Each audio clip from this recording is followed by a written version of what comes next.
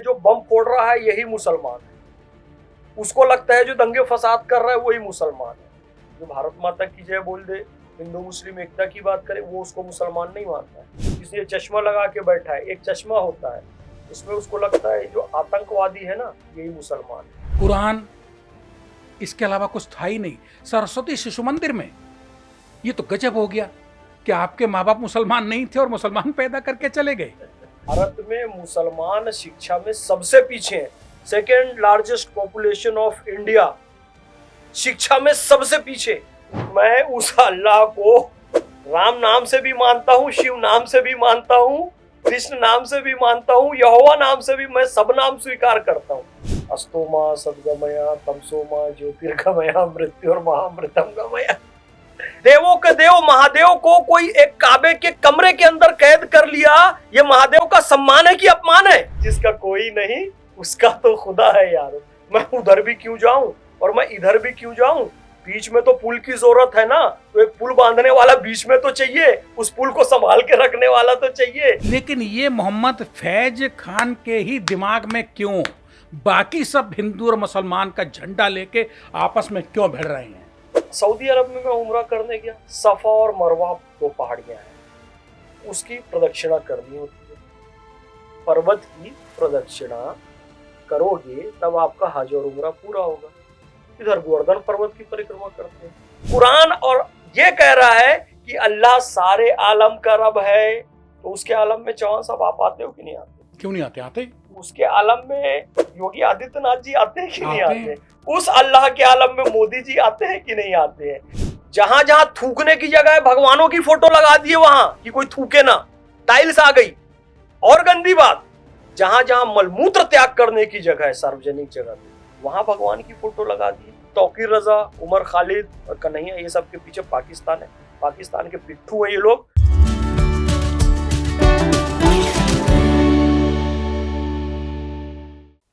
नमस्कार, मैं हूं आपका हमजुबान संजीव चौहान और इस वक्त आप बने हुए स्टेट मिरर हिंदी के खास कार्यक्रम पॉडकास्ट यानी कि अनफिल्टर्ड अड्डा।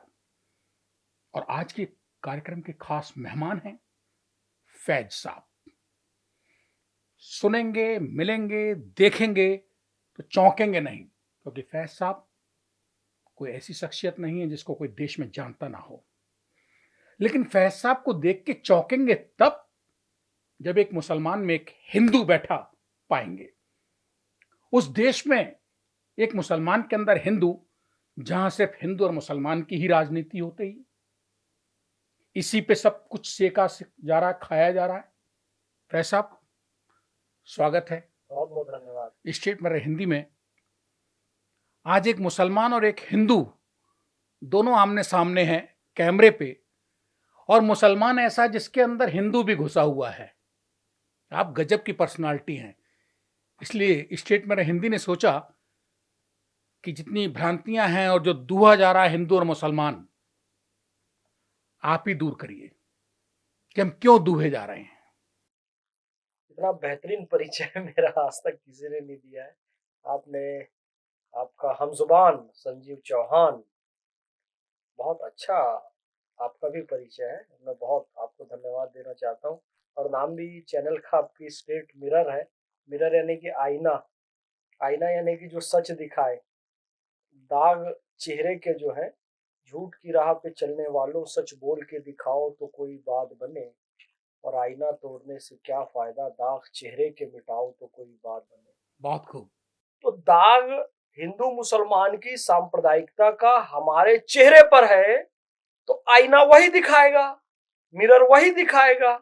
अब दुनिया चाहती है कि मिरर को साफ कर ले, क्लीन कर दे, स्प्रे मार ले, उसमें कपड़ा लगा दे, पेट्रोल से साफ करें। किससे साफ करें? अरे कितना कर ले भाई, आईने को पोंछने से कुछ नहीं होगा। चेहरा साफ होना चाहिए, और अल्लाह के फजलो करम से चेहरा मेरा साफ है। किसी सांप्रदायिकता की, किसी जातिवाद की, किसी क्षेत्रवाद की, किसी रंग, किसी नस्ल के प्रति पक्षपात का कोई गंदगी मेरे चेहरे पे नहीं है। इसलिए स्ट्रेट मिरर पे बिल्कुल स्ट्रेट बैठा हूं, साफ सुथरे चेहरे के साथ बैठा हूं, और साफ सुथरा चेहरा आपको इस मिरर में दिख भी रहा है। यही मेरी पहचान है। इसीलिए आपको तहे दिल से सादर आमंत्रित किया कि आईना झूठ नहीं बोला करता है। बेशक। और स्टेट मिरर के बारे में हम क्या कहें, आपने कहा जो महसूस किया, फैज साहब कट्टर मुस्लिम परिवार में पैदा हुए और हमेशा बात बड़े कांटे की नाप तोल के करते हैं, फिर चाहे वो मुसलमान के हित की और अहित की हो या हिंदू के हित की अहित की हो। मतलब हिंदू और मुसलमान की जो कौमें हैं वो आप पे घुड़सवारी नहीं कर पा रही हैं। बहुत गहरी बात कही आपने। इसकी कोई वजह पीछे से? कोशिश बहुत करते हैं जो ये कट्टरपंथी लोग हैं ना, मेरी घुड़सवारी की कोशिश करने की, मेरे ऊपर घुड़सवारी करने की कोशिश बहुत करते हैं कि मैं उनके ट्रैक पर चलूं, उनके ट्रैक पर चलूं। वो जो कट्टरपंथ की शिक्षा दे रहे, चाहे उधर वाले चाहे इधर वाले, दोनों। लेकिन मैं अपनी पीठ उनके कट्टरपंथ की घुड़सवारी करने नहीं दे सकता, ना ही दे रहा हूं, ना ही दूंगा। मैं उनके रास्ते पर नहीं चलूंगा। मैं सीधा साधा कुरान शरीफ में जो संदेश है, एहदिना सिरातल मुस्तकीम, यानी कि सीधे रास्ते पर चलो, सिरातल लजीना अनअमता अलैहिम गैरिल मगदूबी अलैहिम वलद्दालिन आमीन, उन लोगों के रास्ते पर जिनसे अल्लाह खुश होता है, और उन लोगों के रास्ते से बचो जिन पर अल्लाह नाराज होता है। तो साहब मैं सीधे रास्ते पर चलूंगा। संस्कृत में कहा, महाभारत में, महाजनो ये न गता सा पंथा, महापुरुषों के दिखाए हुए मार्ग पर चलो, जिन पर भगवान की कृपा होती है और जिनका अजाब, जिनका क्रोध भगवान पर होता है, उनके रास्ते से बचो। तो कोई कट्टरपंथी मेरे पीठ पर कैसे सवार कर सकता है? ना कोई हिंदू कट्टरपंथी ना मेरे सर पे सवार हो सकता, ना कोई मुस्लिम कट्टरपंथी मेरे सर पर सवार हो सकता। सवार कोई हो सकता है तो ये मोहम्मद फैज खान अपने सर्वधर्म संभाव का भाव लेकर, अपने एकता का भाव लेकर, अपने भाईचारे का भाव लेकर, अपने अमन शांति का भाव लेकर मैं उनके सर पर सवार हो जाऊंगा। और एक न एक दिन इंशाअल्लाह इस धरती से ये कट्टरता समाप्त होगी, नफरत, दंगा, आतंकवाद समाप्त होगा। ये मैं ही नहीं कह रहा हूं, ये स्वामी विवेकानंद ने 1893 में शिकागो विश्व धर्म सम्मेलन में 11 सितंबर 1893 को कहा था, एक दिन जैसे ही ये घंटा बजा है, इस घंटे की ध्वनि से विश्व से आतंकवाद, नफरत, कट्टरता समाप्त हो जाएगी। आज ये स्टेट मिरर ने फिर घंटा बजाया है और इस घंटे की ध्वनि से विश्व से आतंकवाद, नफरत, कट्टरता समाप्त होगी इंशाअल्लाह। स्टेट मिरर हिंदी, संजीव चौहान और ये पूरा परिवार स्टेट मिरर हिंदी का तहे दिल से शुक्रिया है एक उस मुसलमान का जो बराबर की हिस्सेदारी रखता है, जिसके दोनों पलड़े बराबर हैं। देश में जब लोग कानून पे भी विश्वास नहीं कर पा रहे हैं, न्यायिक प्रणाली, न्यायिक व्यवस्था जब हाँफ रही है, उस दौर में मोहम्मद फैज खान स्टेट मिरर पे बैठ के ये खुलेआम कह रहे हैं, तो इसमें तो कम से कम राजनीति, घटिया और ओछी राजनीति कम से कम नहीं है, जिसको संस्कृत का भी उतना ही ज्ञान है जितना उर्दू, रामायण, गीता और कुरान का। बहुत मुसलमान मिले, लेकिन भीड़ में फैज खान, मोहम्मद फैज खान नहीं मिले। आप खुल के बताओ कि बचपन में शिक्षक माता पिता का एक बच्चा जिसका जन्म 1980 में हुआ और वो सरस्वती शिशु मंदिर में कैसे पहुंचा? क्यों? मुसलमान को जो धार्मिक कट्टरपंथी कहते हैं, उसके लिए तो मदरसा, मस्जिद, कुरान, इसके अलावा कुछ था ही नहीं। सरस्वती शिशु मंदिर में, ये तो गजब हो गया कि आपके माँ बाप मुसलमान नहीं थे और मुसलमान पैदा करके चले गए, दुनिया जहान से पर्दा कर गए। देखिए, ये अल्लाह का बहुत बड़ा एहसान है। आपको स्पिरिचुअल तरीके से, आध्यात्मिक तरीके से भी बताऊंगा, रूहानी तरीके से भी बताऊंगा और दुनियावी तरीके से भी बताऊंगा। दुनियावी तरीके से आप ये सोचिए, सच्चर कमेटी की रिपोर्ट आती है, सच्चर कमेटी की रिपोर्ट कहती है कि भारत में मुसलमान शिक्षा में सबसे पीछे हैं। Second largest population of India, शिक्षा में सबसे पीछे मुस्लिम। और मेरा सौभाग्य देखिए, अल्लाह मुझे जिस घर में भेजता है, जिस माता पिता की संतान बनाकर भेजता है, दोनों शिक्षक, दोनों सरकारी नौकरी पे, पूरी कौम शिक्षा में सबसे पीछे। और मैं भाग्यशाली कि ऐसे मुस्लिम माता पिता के घर में जन्म ले रहा हूं जो कि दोनों शिक्षक हैं। पहला तो ये सौभाग्य, पहला तो ये प्रारब्ध, पहला तो ये अल्लाह का बहुत बड़ा एहसान और रहम है मेरे ऊपर। फिर उन्होंने शिशु मंदिर में मुझे प्रवेश दिलाया। तो शिशु मंदिर में बच्चे बैठे, प्रार्थना चालू हुई। अस्तो माँ सद्गमया तमसो माँ ज्योतिर्गमया मृत्योर्महामृतम गमया। तो सारे छोटे छोटे बच्चे बैठे, वो भी पढ़, मतलब उधर दीदी बोल रही है। शिशु मंदिर में हमारे यहाँ मैडम सर का कंसेप्ट नहीं है, दीदी का कंसेप्ट है। बॉयज गर्ल्स का कंसेप्ट नहीं होता है, भैया और बहनें होते हैं।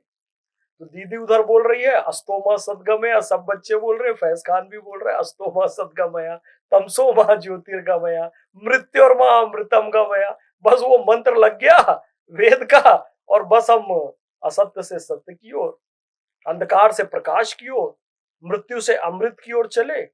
और जब आगे बढ़े, मदरसे में भी गए, तो पता चला कि ये ज्ञान किसी जाति समुदाय संप्रदाय वर्ग विशेष का नहीं था।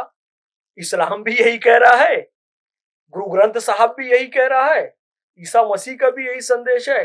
कौन ये कहता है कि मृत्यु से अमृत से मृत्यु की ओर आ जाओ, तुम प्रकाश से अंधकार की ओर आ जाओ, तुम सत्य से असत्य की ओर आ जाओ? कोई नहीं कहता है भाई। जब हम बड़े हुए, जब हमने इमाम हुसैन की कहानियां पढ़ी, उनका त्याग बलिदान पढ़ा, तो पता चला कि वो भी तो सत्य के लिए लड़ाई कर रहे थे, असत्य के खिलाफ खड़े हुए थे। हक खड़ा हुआ है नाहक के खिलाफ। गुरु ग्रंथ साहब ने भी यही कहा, अव्वल अल्लाह नूर उपाया। वही तमस से ज्योति की ओर बात हुई, अंधकार से प्रकाश की ओर बात हुई। अव्वल अल्लाह नूर उपाया, कुदरत दे सब बंदे, एक नूर से सब जग उपजा, कौन भले कौन मंदे, उसी नूर से सब। तो पता चला भाई, जो वेदों की शिक्षा है, कुरान की शिक्षा है, गुरु ग्रंथ साहब की शिक्षा है, बाइबल की शिक्षा, सब एक ही है। तो मेरे माता पिता दोनों शिक्षक, शिशु मंदिर में प्रवेश मिला। मेरा सौभाग्य था कि आज मैं आपके बीच यहाँ बैठा हूँ। विचारों में तार्किकता, विचारों में लचीलापन मेरे माता पिता का योगदान है, मेरे गुरुजनों का योगदान है। आचार्य सुधीर कुमार बोस मिले, योगेश तिवारी सर मिले, शशांक शर्मा सर मिले, सैयद फाजिल सर मिले, इधर सुभाष चंद्राकर सर, अमन झा सर मिले दुर्गा कॉलेज में। फिर मैं विकास सर के पास काफी फिलॉसफी पढ़ा। फिर सिन्हा सर के फिलॉसफी के, उनसे प्रत्यक्ष तो मिलने का अवसर नहीं मिला, लेकिन उनकी ऑनलाइन मैंने काफी सारी क्लासेस की वीडियोस अभी भी उनकी देखता रहता हूँ, वो सारा ज्ञान मिला। और लगातार, और उसके बाद फाइनली इंद्रेश जी हमारे गुरुदेव, उनका आशीर्वाद, उनका मार्गदर्शन मिला, और देखिए मैं यहाँ तक पहुंच गया। सुलझा हुआ हूँ। उधर वाला कहता है नहीं नहीं जी, ये मुसलमान नहीं है। उधर वाला कौन? उधर वाला जो कट्टरपंथी होगा, जिसने चश्मा लगा के बैठा है, एक चश्मा होता है, उसमें उसको लगता है जो आतंकवादी है ना, यही मुसलमान है। उसको लगता है ये जो बम फोड़ रहा है यही मुसलमान है। उसको लगता है जो दंगे फसाद कर रहा है वही मुसलमान है। जो भारत माता की जय बोल दे, हिंदू मुस्लिम एकता की बात करे, वो उसको मुसलमान नहीं मानता है। और इधर वाला भी बैठा है कि भाई ये तो नाटक कर रहा है, ये हिंदुओं के हित में नहीं बोल रहा है, ये तो नाटक कर रहा है हिंदुओं की सहानुभूति लेने के लिए। दोनों तरफ के विरोध करने वाले लोग हैं, लेकिन अच्छी बात यह है कि समर्थन करने वाले लोग ज्यादा हैं। मेरा हमजुबान चौहान ज्यादा है, ये बात है, ये बड़ी बात है। और मैं तो जी देखो, जब हमने इमाम हुसैन की कहानियां पढ़ी तो हमने ये देखा था, जब हम अस्तोमा सद्गमय तमसोमा ज्योतिर्गमय मृत्युर्मा अमृतम गमय कहते, हक और नाहक की बात है। दाढ़ी वाले इमाम हुसैन के विरोधी भी थे और उनके पक्ष में भी थे। कुरान शरीफ पढ़ने वाले इधर भी थे, उधर मुसलमान ही तो थे ना। वहां कौन सा हर हर महादेव का नारा लगाने वाले लोग थे, कौन सा जय श्री राम।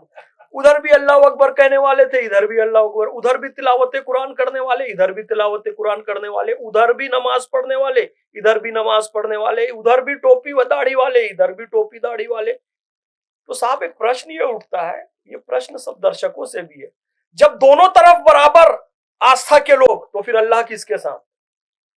इमाम हुसैन के साथ कि इमाम हुसैन के विरोधी खेमे के साथ? तो कुरान शरीफ स्पष्ट कहता है कि अल्लाह किसके साथ। या अय्युहल्लज़ीना आमनुस्तईनु बिस्सब्री वस्सलाती इन्नल्लाह माअस साबिरीन। अल्लाह धैर्य धारण करने वाले के साथ, अल्लाह सब्र करने वाले के साथ। तो इमाम हुसैन ने सब्र किया, तो अल्लाह इमाम हुसैन के खेमे के साथ। जो बेसब्रे हैं, जो अधीर हैं, उनके साथ अल्लाह नहीं है। और अल्लाह का इतना बड़ा एहसान कि अल्लाह ने मुझ में सब्र बहुत दिया है। इधर वाले भी गाली बके, उधर वाले भी गाली बके, लेकिन मैं सब्र से काम लेता हूं। मतलब मोहम्मद फैज खान ना इधर में है ना उधर में है, लेकिन मोहम्मद फैज के साथ, खान साहब के साथ जो सब्रदान है, अल्लाह उनके साथ है। बेशक, बेशक, आपको कहीं जाने की जरूरत नहीं किसी के साथ, परमात्मा आपके साथ है। बेशक। मैं नहीं कहता किताबों में लिखा है यारो, जिसका कोई नहीं उसका तो खुदा है यारो। मैं उधर भी क्यों जाऊं और मैं इधर भी क्यों जाऊं? बीच में तो पुल की जरूरत है ना, तो एक पुल बांधने वाला बीच में तो चाहिए, उस पुल को संभाल के रखने वाला तो चाहिए। आप चले जाओ ना लक्ष्मण झूला, कुछ लोग इधर हैं और कुछ लोग इधर हैं, और बीच में क्या है, पुल है। वो लक्ष्मण झूला नहीं होगा तो दोनों को जोड़ेगा कौन? उधर वाला इधर आके समझेगा कैसे, इधर वाला उधर जाके समझेगा कैसे? तो एक पुल तो बीच में होना चाहिए ना। अल्लाह ने मुझे वही लक्ष्मण झूला बनाया है, वही राम झूला बनाया है, तो अल्लाह ने मुझे जो भूमिका देकर भेजी है वो मैं कर रहा हूँ, जोड़ने का काम। हाँ, मतलब मोहम्मद फैज खान साहब जो हैं वो किसी चक्कर में डिस्प्यूट में नहीं है, ना अल्लाह और परमात्मा के बीच डिस्प्यूट किया है। एक पुल बन गए हैं, उस पर चाहे अल्लाह पार हो जाए और चाहे शंकर जी निकल जाए। बेशक। और शंकर जी और अल्लाह भी शब्द का ही अंतर है, बल्कि भाई मैं तुमको पार कराने वाला कोई नहीं होता, वो मुझे पार करा रहे। उन्होंने आपको मौका दिया, मुझे जिम्मेदारी दी, आपको इस लायक समझा, मुझे इस लायक समझा, मेरे सर पे जिम्मेदारी दी, बेटा तेरे को ब्रिज का काम कर। उन्होंने फैज को मुसलमान या हिंदू नहीं माना, नहीं माना, अपना बनाया हुआ एक पुतला है। बिल्कुल, जिससे पुल के रूप में काम लेना है ना, और वो काम मैं बखूबी कर रहा हूं। और ये केवल नाम का भेद है। फिर मैं कहता हूं, मैं बार बार इस बात को कहता हूं, अल्लाह कह दो अरबी में, खुदा कह दो फारसी में, भगवान कह दो हिंदी में, संस्कृत में। अंतर है क्या? अंतर नहीं। अरबी में अल्लाह, फारसी में खुदा, हिंदी में भगवान, लेकिन वो शक्ति एक। अरबी उर्दू फारसी में शम्स कह लो, संस्कृत में सूर्य कह लो, हिंदी में सूरज कह लो, इंग्लिश में सन कह दो, SUN। उसकी रोशनी में कोई फर्क नहीं है। अरबी में अल्लाह को रज़्ज़ाक कह दो, हिंदी में संस्कृत में अन्नदाता कह दो। तो इधर का कट्टरपंथी क्या बोले, अल्लाह रज़्ज़ाक है। हाँ, ये बहुत अच्छी बात है भाई, अल्लाह रज़्ज़ाक है। अब मैं कह दूं, ओम अन्नपूर्णे सदा पूर्णे शंकर प्राण वल्लभे ज्ञान वैराग्य सिद्ध्यर्थम भिक्षाम देहि च पार्वती माता च पार्वती देवी पिता देवो महेश्वरा बांधवा शिव भक्ताश्च स्वदेशो भुवनत्रयम्। उधर वाला बोलेगा नहीं नहीं, रज़्ज़ाक तो चलेगा, अन्नपूर्णा नहीं चलेगा साहब। इधर वाला बोलेगा अन्नपूर्णा ठीक है, नहीं नहीं रज़्ज़ाक नहीं चलेगा। अरे मेरे बाप, गुण वही है। सूर्य कहे, सन कहे, शम्स कहे, वही सूरज है। अन्नपूर्णा कहे, रज़्ज़ाक कहे, वही देने वाला, निवाला, दाना देने वाला अल्लाह है, वही अन्नपूर्णा है। नाम अलग अलग है। लेकिन ये मोहम्मद फैज खान के ही दिमाग में क्यों, बाकी सब हिंदू और मुसलमान का झंडा लेके आपस में क्यों भिड़ रहे हैं? क्या वजह है?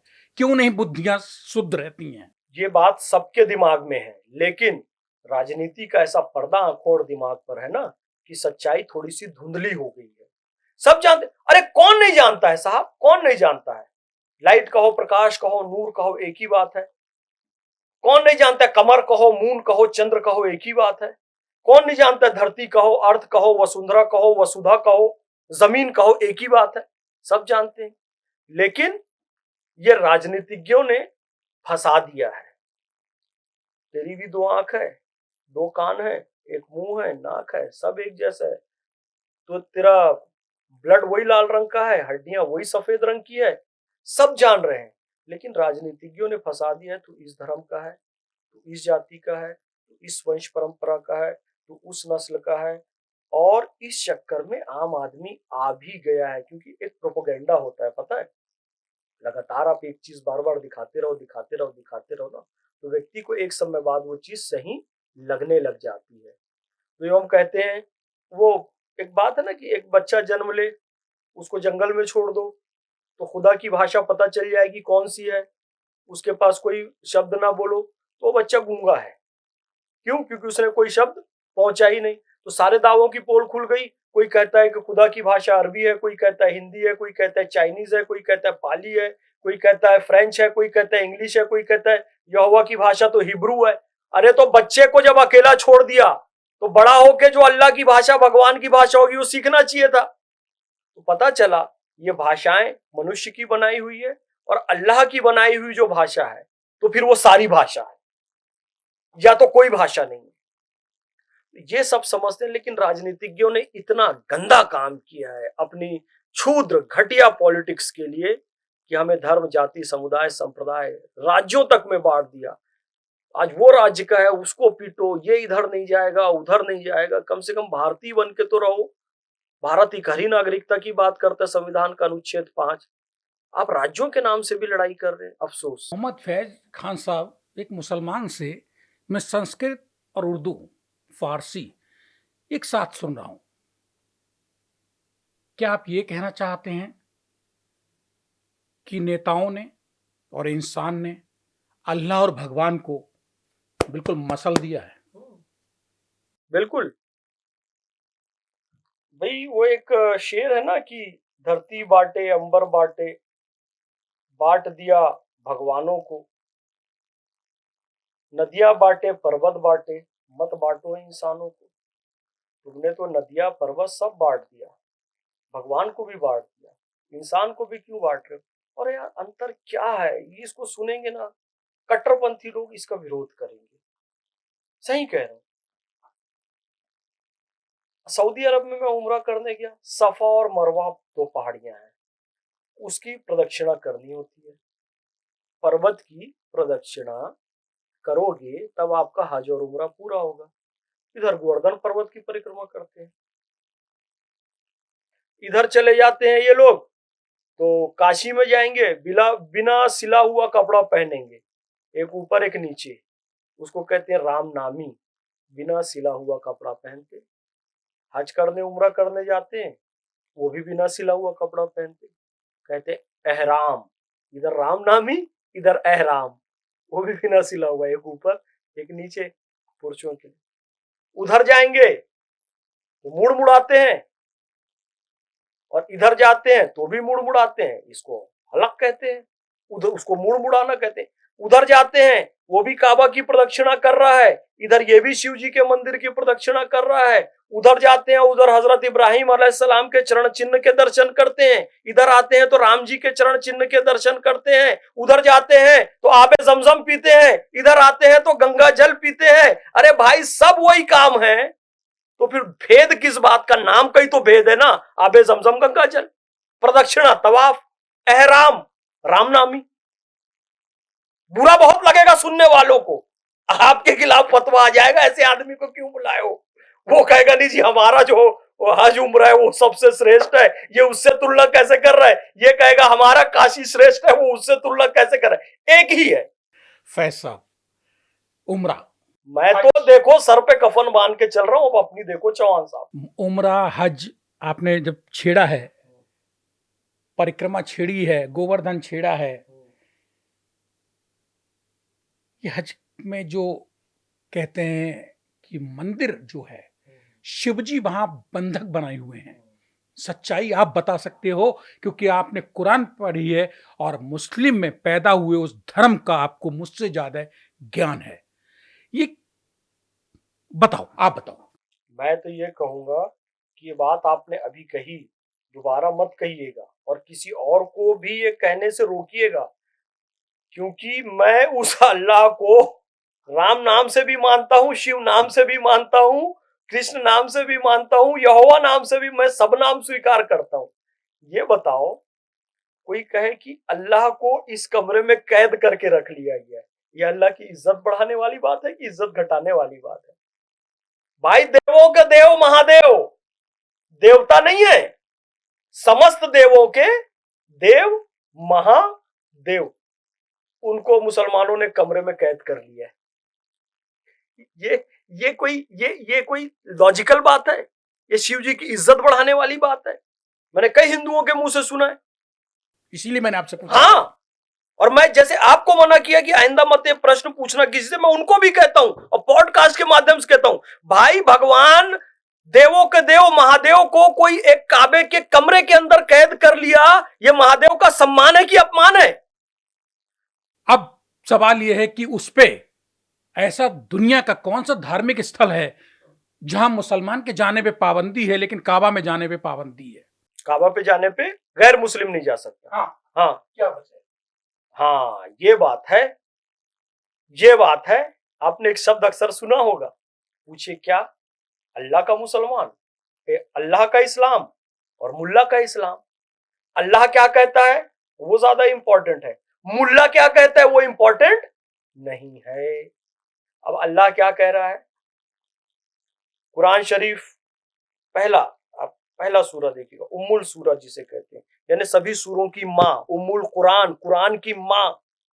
इस सूरे को क्या कहा गया है? कुरान की माँ, उम्मुल कुरान, सूरह फातिहा। औज़ बिल्लाहि मिनश शैतानिर रजीम, बिस्मिल्लाहिर रहमानिर रहीम, अल्हम्दुलिल्लाहि रब्बिल आलमीन। अल्हम्दुलिल्लाह रब्बिल आलमीन का मतलब होता है तारीफ उस अल्लाह की जो सारे आलम का रब है। फैज खान का रब नहीं है खाली, चौहान साहब का भी रब अल्लाह है। तो जब कुरान और ये कह रहा है कि अल्लाह सारे आलम का रब है, तो उसके आलम में चौहान साहब आप आते हो कि नहीं आते? क्यों नहीं आते? आते उसके आलम में योगी आदित्यनाथ जी आते हैं कि नहीं आते आते? हैं। उस अल्लाह के आलम में मोदी जी आते हैं कि नहीं आते हैं? तो जब अल्लाह खुद कह रहा है कि सारे आलम का रब है, तो वहां पर जिसने जाने से रोका वो अल्लाह रोक रहा है कि मुल्ला रोक रहा है? मुल्ला रोक रहा है। अरे मुझे ये बताओ ना आप, काशी विश्वनाथ में मैं जाऊं, मैं पुरी के मंदिर में चले जाऊं और कोई पंडा रोक ले, तो ये पंडा रोक रहा है कि शिव जी रोक रहे हैं?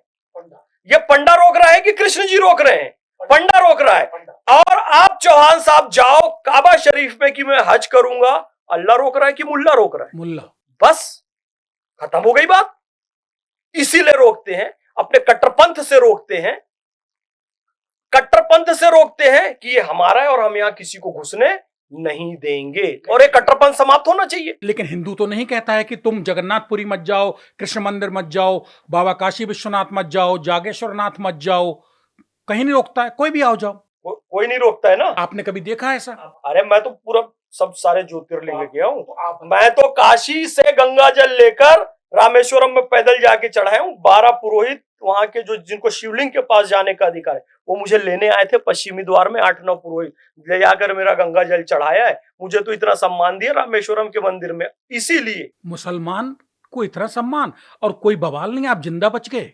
देख लो, काशी विश्वनाथ अपने नाम के साथ गया। मैं पैदल जा रहा था, मेरे साथ वाहन मेरे पीछे एक चल रहा था, उसमें मेरा नाम लिखा हुआ था, गो सेवा सद्भावना पद यात्रा लिखी हुई थी। किसी ने कंकड़ भी नहीं मारा। सब जगह हिंदुओं ने आकर फूलमाला पहनाई। मुझे रामेश्वरम के शिवलिंग में लेकर गए, राम जी ने जो स्थापित किया है, मेरा जल लेकर चढ़ाया। समझ जाइए, अब मुसलमान वहां नहीं घुसने दे रहा है। अब जाकर सलमान भाई थोड़ा उदार हो रहे हैं। कौन सलमान पता है? किंग सलमान वहां के। अब बोल रहे हैं अब हम थोड़ा खोलेंगे लोगों के लिए। अब हम ये सोच रहे हैं कि थोड़ा सा फ्री करें, बहुत दिन से हम दबे कुचले रह लिए। अब हम ये कोशिश कर रहे हैं कि सऊदी अरब को एक फ्री थोड़ा सा किया जाए वैचारिक रूप से। तो वो कोशिश कर रहे हैं आधुनिकता की, वो एक अच्छा प्रयास है। और इंशाअल्लाह ये हो कि काबा शरीफ सबके लिए खुले। और क्योंकि अल्हम्दुलिल्लाह रब्बिल आलमीन, रब्बुल मशरिकैन व रब्बुल मगरिबैन फबिअय्यि आलाइ रब्बिकुमा तुकज़्ज़िबान। ये कुरान शरीफ कह रहा है कि दोनों मशरिक और मगरिब, जिस तरफ भी आप चले जाओ वो अल्लाह का है, किसी को कोई रोक टोक नहीं है। अब ये जब कट्टरपंथ करते हैं ना, मैं तो मुस्लिम परिवार से हूं, मुझे पता है साहब, मुस्लिम के पास से फल नहीं खरीदेंगे, मुस्लिम को घर किराए से नहीं देंगे, मुस्लिम कैब ड्राइवर का नाम आ गया तो उससे हम नहीं लेंगे, उसको कैंसिल कर देंगे। और इनसे कोई अभी ये चल रहा है ट्रेंड, बहुत सारे लोग कर भी रहे हैं। इसमें हिंदुओं की गलती है कह रहे हैं, तो मुसलमानों को अपने गिरेबान में झांक कर भी देखना चाहिए कि आप अपने आप को संकुचित कर लोगे तो फिर दुनिया तो आपके साथ यही व्यवहार करेगी। आप अल्लाह के फरमान के खिलाफ चले जाओगे तो फिर दुनिया तो आपके साथ वही यही व्यवहार करेगी। यदि गुरुद्वारे में कोई भी जाकर लंगर छक सकता है, सिखों ने तो इस बात को मान लिया ना कि अव्वल अल्लाह नूर उपाया कुदरत दे सब बंदे, एक नूर से सब जग उपजा कौन भले कौन मंदे। वो आज तक किसी की कॉलर पकड़ के नहीं उठाया कि तू हिंदू है, तू मुसलमान है, तू सिख है, तू उठ लंगर में कैसे बैठ गया। उठाया क्या? उनको तो बराबर प्रवेश मिल रहा है। तो वो इज्जत पा रहे हैं।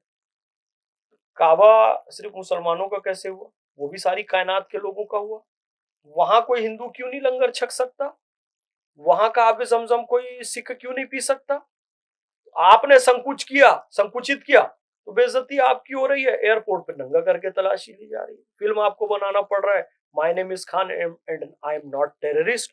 आपकी इन हरकतों से सोशल मीडिया में ऐसा मीम बन रहा है। मीम आप जानते हैं ना, मजाक, एक एम वो लिखा होता है मेमे, पर बोलते उसको मीम है, पता नहीं क्यों बोलते हैं, लेकिन लिखा मेमे होता है, एम है ना। एक मीम बना साहब कि एक फुटबॉल स्टेडियम में कुछ अफरा तफरी मच गई, तो वहां का एक कर्मचारी आकर कहता है, भाई आप लोग सब इधर शिफ्ट हो जाओ जल्दी से, इधर कुछ डिस्टरबेंस है, आप लोग इधर शिफ्ट हो जाओ। अब फुटबॉल मैच चल रहा है, लोग शिफ्ट ही नहीं हो रहे, कोई उसकी बात नहीं सुन रहा है। तो वो एक टेक्निक अपनाता है, सोचता है एक आइडिया क्या, वो जोर जोर से वो कर्मचारी अल्लाह अकबर चिल्ला रहे, पूरा स्टेडियम खाली हो जाता है।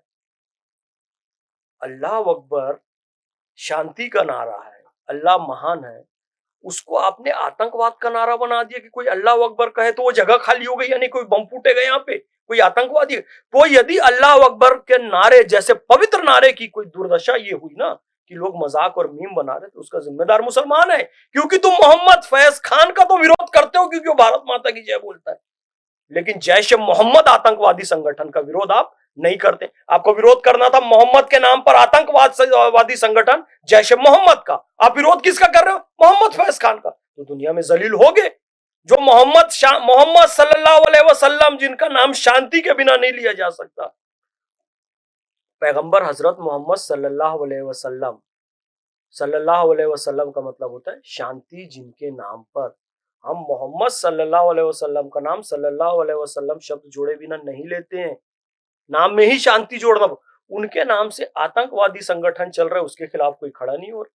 मैं ब्रिज का काम कर रहा हूं, मैं शांति की बात कर रहा हूं, तो मेरे खिलाफ तुम फतवा देने आ जाओगे, इसको इस्लाम से निकालो कह दोगे, ये खारिज हो गया।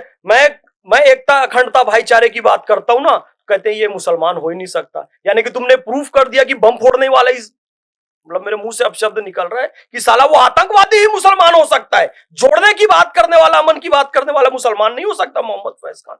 इसीलिए थूकती है दुनिया तुम पर, फिर बोलते हो कि हमारे साथ भेदभाव हो रहा है। यार अपने में सुधार करो, खोलो सबके लिए हर एक पवित्र स्थल, वेटिकन सिटी, हरमिंदर साहेब, भगवान श्री राम जी का मंदिर अयोध्या, काबा शरीफ, जेरूसलम, सबके लिए खुला होना चाहिए, क्योंकि अल्लाह सारे आलम का रब है। सीधी बात, कोई बुरा माने बल, आज बुरा लगेगा ये पॉडकास्ट देखकर, पर सोचेंगे रात को सोते समय, यार बात तो सही बोल रहा है कि अल्लाह सारे आलम का रब है, मुसलमानों का थोड़ी रब है।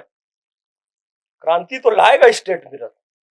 क्या मुसलमानों का और हिंदुओं का, दोनों का कह रहा हूं, हाजमा खराब हो चुका है धर्म को लेके?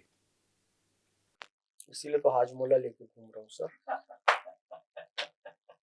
मेरे को आप ब्रिज भी कह सकते हो, मेरे को हाजमोला भी कह सकते हो। आपको सवाल ठीक लगा ये? अरे भाई बिल्कुल सही सवाल है। एक तरफ से कुछ कम होता है तो ये अपने सर पे ले लेता है। दोनों का हाजमा खराब है, बीच में अल्लाह और भगवान फंसे हुए हैं, और उन्होंने कहा बेटा ये हाजमोला की गोली लेके जाओ, दोनों को खिला। अरे एक पागलपन थोड़ा सा कम होता दिखता है, दूसरा पागलपन चालू हो जाता है। एक पागलपन चला कि लक्ष्मी माता की तस्वीर फटाकों में लगा दिए, अब वो लक्ष्मी बम फूट रहा है। अब इतनी गंदी बात, भगवान गणेश के नाम से गणेश छाप बीड़ी बना दिए, अब वो जगह जगह पैर में आ रहा है, अपमानित हो रहे हैं भगवान।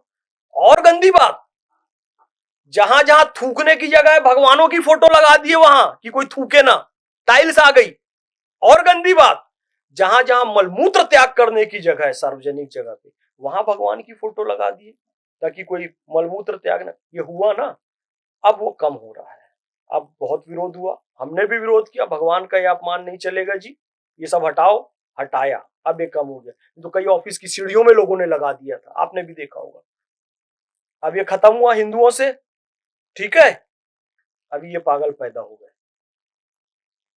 औरंगजेब को आप मानते हैं कई लोग, हम औरंगजेब के मानने वाले नहीं। मैं कहता हूं औरंगजेब की मानते हो ना, औरंगजेब की एक बात मान लो, उसने सिक्के पर ना कलमा खुदवाना बंद कर दिया था। कलमा क्या होता है? जिसको पढ़ के व्यक्ति मुसलमान, ला इलाहा इल्लल्लाह मोहम्मदुर रसूलुल्लाह, अल्लाह का भी नाम है, मोहम्मद का भी नाम है।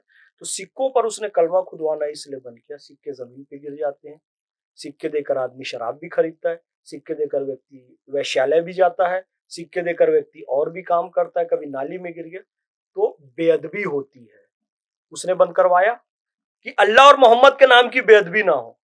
तो अभी नए पागल आ गए हैं, तौकीर रजा, आई लव मोहम्मद मोटरसाइकिल में भी लिख दो, दीवार में भी लिख दो, और जमीन में भी लिख दो, पोस्टर में भी लिख दो, बैनर में भी लिख दो। अब वो बाइक में स्टिकर भी लगा दो, अब उसमें चिड़िया भी बीट कर रही है, वो पोस्टर फट के नाली में चला गया, वो जमीन में लिख दिया, किसी के पैर में आ गया। अरे बेवकूफ बदतमीज आदमी, आई लव मोहम्मद के नाम पर राजनीति करने वाले, तूने मोहम्मद सल्लल्लाहु अलैहि वसल्लम के नाम की बेअदबी की है। सीखना है तो औरंगजेब से ये बात सीख लेता। हिंदुओं में पागलपन खत्म हुआ, इनमें चालू हो गया। ये तौकीर रजा, आई लव मोहम्मद का जिन, ये क्यों बोतल से निकाला गया? राजनीतिक है, विशुद्ध राजनीतिक है, ये और कुछ नहीं। दुनिया में सबसे ज्यादा, आप एक बात मैं बहुत इंपॉर्टेंट बता रहा हूं आपके पॉडकास्ट में, इस्लाम फिरकों में बटा है, फिरकों में बटा है, 72 फिरकों में। इस्लाम अलग अलग लोग हैं, अलग अलग मानने वाले लोग हैं। उस फिरके वाराना हिसाब से भी आप चलोगे ना, कुछ फिरके ऐसे हैं कि मोहम्मद सल्लल्लाहु अलैहि वसल्लम का वो सम्मान नहीं करते हैं जो करना चाहिए, और कुछ फिरके ऐसे हैं जो मोहम्मद सल्लल्लाहु अलैहि वसल्लम का बहुत ज्यादा सम्मान करते हैं। और मोहम्मद सल्लल्लाहु अलैहि वसल्लम को चाहने वाले सबसे ज्यादा सरजमीन हिंदुस्तान में रहते हैं। मोहम्मद सल्लल्लाहु अलैहि वसल्लम के नाम और आले रसूल को चाहने वाले, यानी उनकी आल, उनके खानदान, इमाम हुसैन, इमाम हसन, बीबी फातिमा ज़ोहरा, और उनके जो आले रसूल जिनको अहले बैत जिनको कहते हैं, उनके चाहने वाले सबसे ज्यादा रहते हैं हिंदुस्तान में। सबसे ज्यादा मस्जिदें हिंदुस्तान में, सबसे ज्यादा मुसलमान हिंदुस्तान में। अब इंडोनेशिया को भी पीछे छोड़ चुके हैं, अभी जनगणना होगी तो रिजल्ट आएगा। सबसे ज्यादा सजदा करने वाले मुसलमान भारत में, भारत की जमीन पर सजदा करने वाले। तुम उस जमीन पर कह रहे हो कि हमको आई लव मोहम्मद कहने नहीं दिया जा रहा है, यानी कि झूठ बोल रहे हो। अपने राजनीतिक एजेंडे को चलाने के लिए मुसलमानों को भड़का रहे हो, वर्गला रहे हो। सच तो ये है कि तालकटोरा स्टेडियम में मुस्लिम राष्ट्रीय मंच का सम्मेलन हुआ, मैंने खुद नारे लगवाए, ला इलाहा इल्लल्लाह मोहम्मदुर रसूलुल्लाह लोगों ने कहा, आई लव मोहम्मद कहा, नारे तकबीर अल्लाह अकबर कहा, नारे रिसालत या रसूलुल्लाह कहा, किसी को नहीं रोका गया। जबकि सत्यनारायण जटिया भी जी भी थे, जगदम्बिका पाल जी थे, इंद्रेश जी थे, सैकड़ों पुलिस वाले थे, दर्जन भर आईपीएस ऑफिसर थे, आधा दर्जन आईएएस ऑफिसर थे, किसी पर एफआईआर दर्ज नहीं हुई। क्यों? क्योंकि नाम लेने से मना किया ही नहीं जा रहा है। शांतिपूर्वक आप नमाज पढ़ो, नाम लो, विर्द करो। ये तो सड़कों पर निकलकर राजनीति करते हैं, दंगे फसाद करते हैं, जेल में डालना चाहिए इनको। तौकीर रजा को छोड़ना नहीं चाहिए, उमर खालिद की तरह और वो जो शर्जिल इमाम की तरह, ये तौकीर रजा को परमानेंट जेल में डालना चाहिए। दंगाई और फसादी है ये। तौकीर रजा के साथ आपने शर्जिल इमाम और दूसरा क्या जो भी आपने उमर खालिद का नाम लिया है, एक कन्हैया कुमार को भी डालना चाहिए। ये तीनों क्या बला हैं आज की मौजूदा सल्तनतों के लिए और मौजूदा जो हमारे आपके सामने पीढ़ी है इसके लिए? कन्हैया कुमार, शर्जिल इमाम और तौकीर रजा टाइप के, ये सब क्या हैं? कहाँ क्या सोच रहे हैं? कौन इनको, इनका स्टीयरिंग किसके हाथ में है? देखिए, सबसे पहले तो मैं आपको स्टीयरिंग बताऊंगा इनका किनके हाथ में है। ये सब विदेशी ताकतों के गुलाम है, भारत को अस्थिर कर। हम अच्छे से जानते हैं, खालिस्तान को पाकिस्तान चलाता है, खालिस्तानी मूवमेंट को पूरा पैसा वो देता है यहाँ पर डिस्टरबेंस क्रिएट करने के लिए। इसी तरीके से लश्कर तोयबा, हिजबुल मुजाहिदीन, इंडियन मुजाहिदीन, ये सबको पैसा पाकिस्तान देता है, हम अच्छे से जानते हैं। ये सब उन्हीं के पाले हुए पिट्ठू है, इसलिए देश को हमेशा तोड़ने की बात करेंगे। भारत तेरे टुकड़े होंगे इंशाअल्लाह, कश्मीर की आज़ादी, भारत की बर्बादी, भारत की बर्बादी तक जंग रहेगी, जंग रहेगी, कश्मीर की आज़ादी तक जंग रहेगी, जंग रहेगी, चिकन नेक काट देंगे, असम को भारत से अलग कर देंगे। ये सारे स्टेटमेंट इनके आते हैं। और इनका लीडर कौन रहा?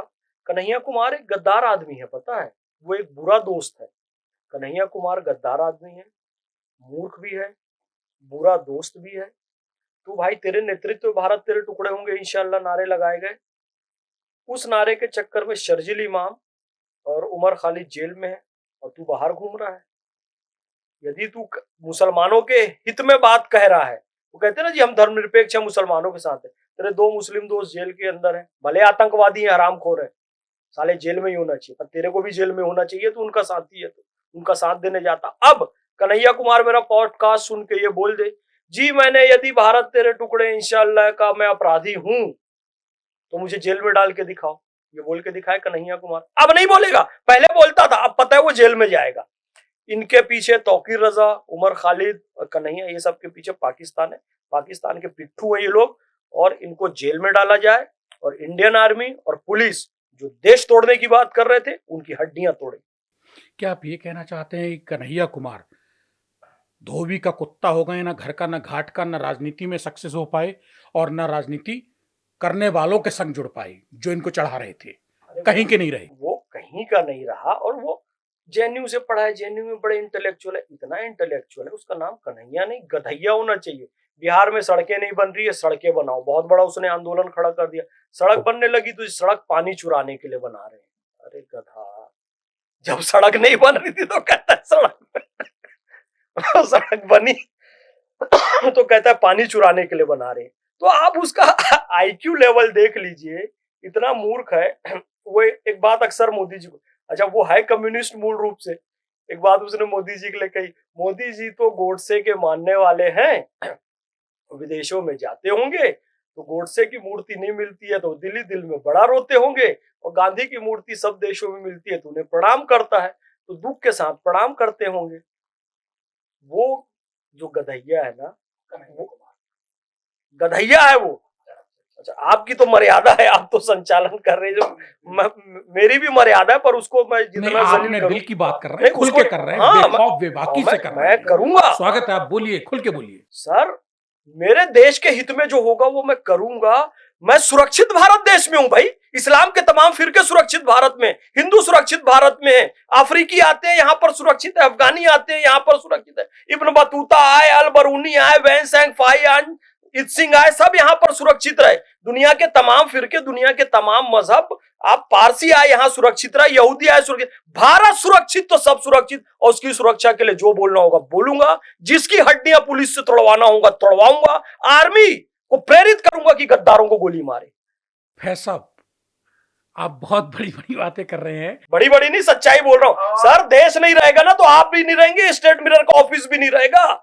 जो हमारे देश में बम फोड़ना चाहते हैं उनको फोड़े आर्मी जा जाके।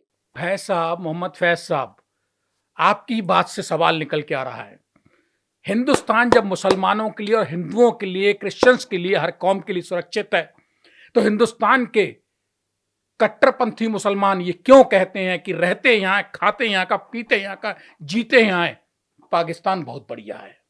चले जाए भाई, जो ऐसा कहता है वो चले जाए। हुआ क्या था मैं आपको बता रहा हूं। पाकिस्तान की मांग करने वाले बहुत सारे भारत के मुस्लिम जमींदार थे, उनकी सारी जमींदारी इस तरफ थी, पाकिस्तान बना, बहुत सारे लोग गए नहीं, तो वो विचारधारा आज भी यहाँ रह गई है।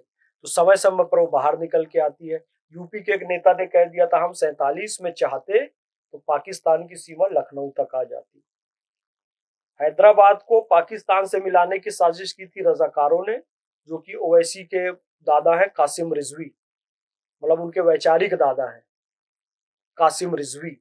वो रजाकार थे और गए थे सरदार वल्लभ भाई पटेल के पास कि लाल किले पर जाकर निजामी झंडा फहरा दूंगा, और हिंदुओं का कत्लेआम किया हैदराबाद में। और वो हैदराबाद क्या था उस समय, पूरा तेलंगाना और पूरा आंध्र प्रदेश मिलाकर वो हैदराबाद था। वहां हिंदुओं का कत्लेआम किया, हमको पाकिस्तान में मिलना है ये कह के।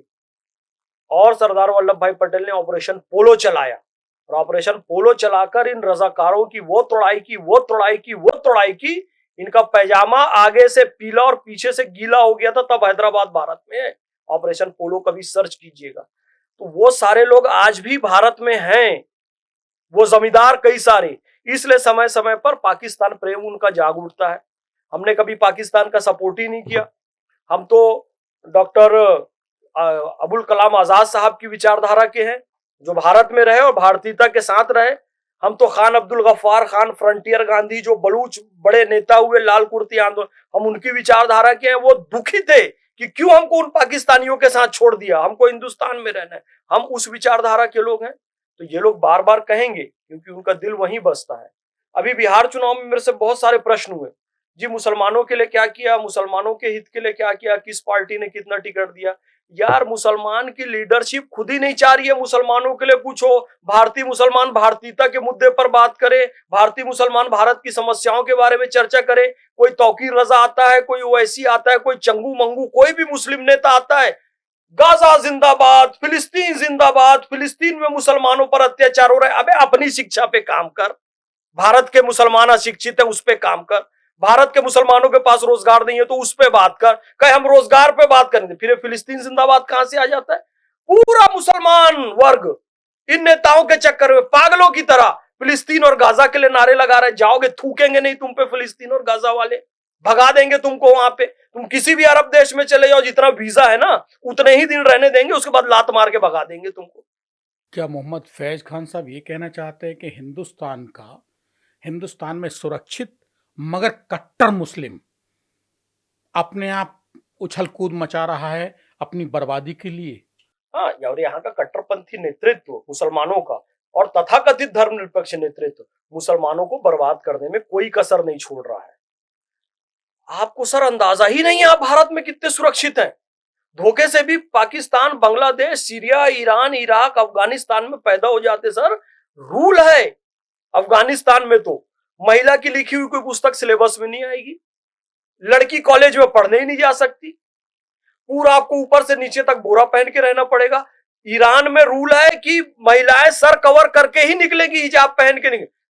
आप भारत में हो, हिजाब पहनो नहीं पहनो आपकी मर्जी भाई, आपको अंदाजा नहीं है आप कितने अच्छे देश में हो। क्या भारत में सुरक्षा और स्वतंत्रता जो मिली हुई है वो कट्टरपंथी मुसलमानों को पच नहीं रही है। इनको डिपोर्ट कर देना चाहिए पाकिस्तान, अफगानिस्तान, ईरान। अब वो ईरान और इजराइल का युद्ध हो रहा है। पागल यार ये लोग हुए जा रहे हैं कि हम ईरान जाना चाहते हैं, हम ईरान की तरफ से। चले जा भाई, कभी भारत के लिए बोल देता कि हम भारत के लिए लड़ना चाहते हैं, ईरान के लिए लड़ना चाहते हैं। अरे मैं मोहम्मद फैज खान हूं, मेरा सिर इबादत के लिए काबा की तरफ झुकता है। जब सर कटाने की बात आएगी तो सरजमीन हिंदुस्तान के लिए कटेगा और अपने इस वचन पे मैं कायम रहूंगा। मैं अपना सिर क्यों ईरान के लिए कटाऊंगा जी, क्यों इराक के लिए कटाऊंगा, क्यों फिलिस्तीन गाजा के लिए। मैं खाऊं भारत का, मैं पीऊं भारत का, मैं इज्जत पाऊं भारत में, मैं पैसे पाऊं भारत में, मैं दौलत पाऊं भारत में, मैं शोहरत पाऊं भारत में। भारत के लोग मेरे गले पे फूल माला पहनाएं, मुझे अपने गले से लगाएं, और जब सर कटाने की बात है मैं फिलिस्तीन के लिए कटाऊंगा? नहीं कटाऊंगा।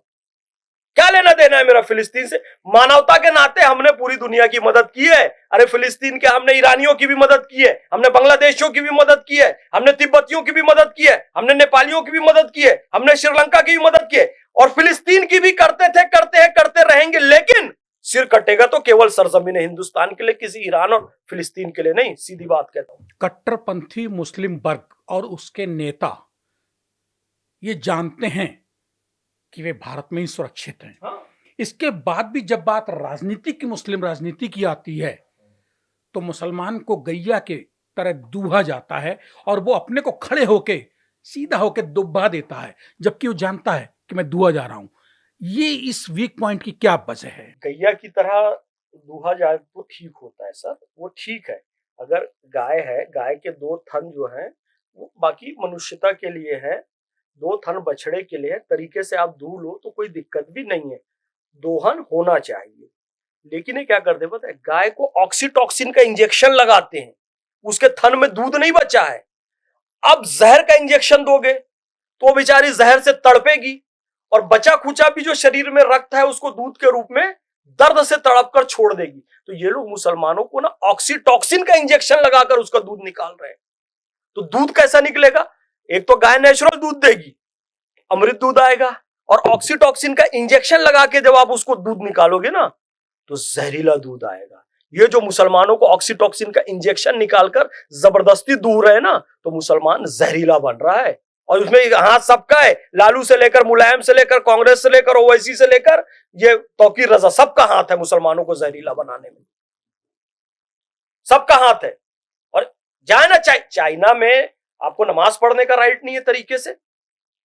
आप बोलने की आजादी की बात करते हैं, हमें चाहिए आजादी, बोलने की आजादी। अरे जितनी बोलने की आजादी भारत में है ना, पूरी दुनिया में कहीं नहीं है। ये कम्युनिस्ट लोग यहाँ नारा लगाते, कम्युनिस्ट कंट्री में बोलने की आजादी नहीं होती। ये आई लव मोहम्मद जैसे सिरफिरे आइडिये क्या किसी और देश में भी मुसलमान के लिए कामयाब हो सकते हैं?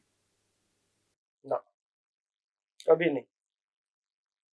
भारत में मैं आपको बताऊं, पीर फकीर बाबाओं के बड़े आस्थाने हैं। हम खुद पीर फकीर औलिया वाले हैं, हम खुद गुरु शिष्य परंपरा को मानने वाले हैं। सऊदी या गल्फ की किसी कंट्री में आप कोई आस्थाना खोल के दिखा दो कि मैं बाबा हूँ, मैं दुआ दूंगा, मैं पानी दूंगा, तुम ठीक हो जाओगे, रूहानी इलाज, वहां की पुलिस मार मार के तशरीफ लाल कर देगी। ये कोई सेंटर खोल लिया तो। यहाँ कितने आस्थाने हैं, कार्रवाई उन पे तभी होती है जब वो यौन शोषण में पकड़ाते हैं। आपको तो आपके धर्म की इतनी स्वतंत्रता है, अगर आप आई लव मोहम्मद, मोहम्मद सल्लल्लाहु अलैहि वसल्लम को दिल से मोहब्बत करते हैं तो ये ठीक है, बहुत अच्छी बात है। और वहां पर आई लव मोहम्मद का एक ही पोस्टर है गल्फ कंट्री में, जो कि उनके राष्ट्रीय ध्वज में है, सऊदी अरब में ला इलाहा इल्लल्लाह मोहम्मद रसूलुल्लाह लिखा हुआ है बस। उसके अलावा आप जगह जगह बैनर, पोस्टर, गाड़ी में, यहाँ वहां, ये इसको नौटंकी कहते हैं। ये सब वहां अलाउ नहीं है साहब, ये अलाउ नहीं है। ये तो आपको अफगानिस्तान भी अलाउ नहीं करेगा, क्योंकि उसको पता है इससे बेअदबी होती है। लेकिन ये लोग राजनीति के लिए मोहम्मद सल्लल्लाहु अलैहि वसल्लम के नाम की बेअदबी भी कर रहे हैं, इस्लाम को बदनाम भी करवा रहे हैं। आज मुसलमानों से कोई राजनीतिक पार्टियों ने मुसलमानों को अछूत बना दिया है, कहते हैं कि कोई उनको आज मंच टिकट देना तो दूर, मंच पे लोग नहीं बैठा रहे हैं, मुस्लिम मोहल्लों पे नहीं जा रहे हैं। कौन? बीजेपी वाले नहीं, कांग्रेस वाले भी नहीं जा रहे हैं, राष्ट्रीय जनता दल वाले भी नहीं जा रहे कि हम मुस्लिम मोहल्ले में जाएंगे तो कहीं हिंदू हमसे नाराज ना हो जाए। तो इतनी दुर्गति का कारण कौन है? ये खुद मुस्लिम नेता, ये खुद तथाकथित धर्मनिरपेक्ष नेता मुसलमानों की इतनी दुर्दशा कर दी है। कांग्रेस तो 50 साल जो है मुसलमानों के दम पे चली, समाजवादी पार्टी आज भी मुसलमानों के ही गर्दन पे बैठ के बीन बजा रही है। पॉलिटिकल अछूत नहीं, अछूत नहीं, मुसलमानों को इन्होंने क्यों बजा रही है सुनिए। मुसलमानों को इन्होंने अछूत नहीं बनाया राजनीति से, मुसलमानों को इन्होंने धनिया मिर्ची समझा। आप जब मार्केट जाते हैं ना साहब, आलू के पैसे दे देते हैं, टमाटर लिए उसके पैसे भी दे दिए, बैगन लिए उसके पैसे भी दे दिए, लौकी लिए, कद्दू लिए, सबके आपने पैसे दे दिए। लेकिन आप आखिरी में क्या बोलते हैं पता है?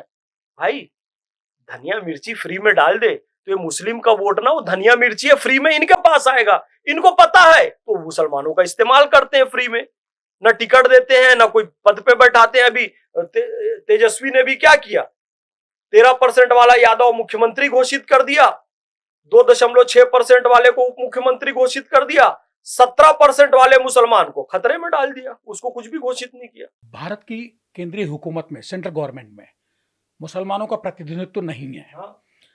यूपी में योगी आदित्यनाथ की सरकार में मुसलमानों का प्रतिनिधित्व नहीं है विधानसभा में, उत्तराखंड में मुसलमानों का प्रतिनिधित्व नहीं है। इसके बाद भी ये सरकारें बन रही हैं और दबंगई के साथ चल रही हैं। ये मुसलमानों की कमजोरी उनको मार रही है या भाजपा, मोदी, योगी आदित्यनाथ, पुष्कर सिंह धामी, इनकी कट्टरता और इनकी जो मतलब कहना चाहिए मतलब कि अपना ईमान कि हम यही करेंगे जो कर रहे हैं, उस पे ये जिंदा है। आपका क्वेश्चन बहुत अच्छा है, लेकिन उत्तर इनमें से कोई नहीं है। आपने कहा ना या ये या योगी या ये इसमें से कुछ है। इसमें दोषी हैं कि भारत के मुस्लिम नेताओं ने मुसलमानों को एक एक प्लेट बिरयानी में बेच दिया, ये लोग दोषी हैं। इफ्तार पार्टी कराई, वो नेता बिरयानी खिला रहा है, चलो मुसलमान अपना वोट दे दिया यार। आप एक प्लेट बिरयानी, एक चिकन की टांग में अपने आप को बेच दे रहे हो, लेग पीस खाने मिलेगा उसमें बेच दे रहे हो। ना इसमें योगी दोषी, ना मोदी दोषी, ना और कोई दोषी। दोषी ये मुस्लिम लीडरशिप, जिसने अफ्तार पार्टी में और एक एक प्लेट बिरयानी में मुसलमानों का वोट बेची। आज स्थिति हो गई है मुसलमानों के कोई मोहल्ले में नहीं जा रहा है। मुसलमानों के समर्थन के बिना केंद्र की सरकार भी चल रही है, राज्यों की सरकार भी। मुसलमान बीजेपी को वोट नहीं देता है, नाम मात्र का देता है। योजनाओं का पूरा लाभ मोदी सरकार, योगी सरकार के द्वारा मुसलमानों को मिल रहा है, ये जानते हुए भी इन लोगों ने एक भी वोट नहीं दिया। अब मांग ये करते हैं कि संसद में बीजेपी को चाहिए कि मुसलमानों को भेजे, विधानसभा में भेजे, मंत्री बनाए। यार आप वोट एक भी नहीं दे रहे हो, आप योजनाओं का पूरा लाभ ले रहे हो, आपको विधानसभा और संसद में प्रतिनिधित्व भी चाहिए, बिल्कुल मिलना चाहिए। मैं मोहम्मद फैज खान कहता हूं, लेकिन मैं ये भी कहता हूं बीजेपी को वोट दो।